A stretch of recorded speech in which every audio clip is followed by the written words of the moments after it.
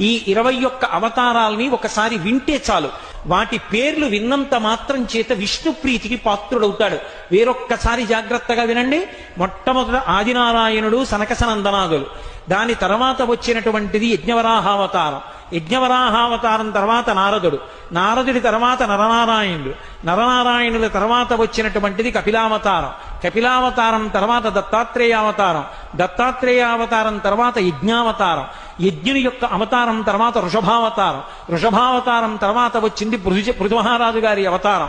పృథుమహారాజు గారి అవతారం తర్వాత వచ్చినటువంటి అవతారం మత్స్యావతారం. తర్వాత కూర్మావతారం. తర్వాత ధన్వంతరి. తర్వాత మోహిని. తర్వాత నరసింహుడు. తర్వాత వామనమూర్తి. తర్వాత పరశురాముడు. తర్వాత రాముడు. తర్వాత బలరాముడు. బలరాముడి తర్వాత కృష్ణ భగవానుడు. కృష్ణ భగవానుడి తర్వాత బుద్ధావతారం. బుద్ధావతారం తర్వాత కల్కి అవతారం. ఏకకాలంలో 2 అవతారాలు ఉంటూ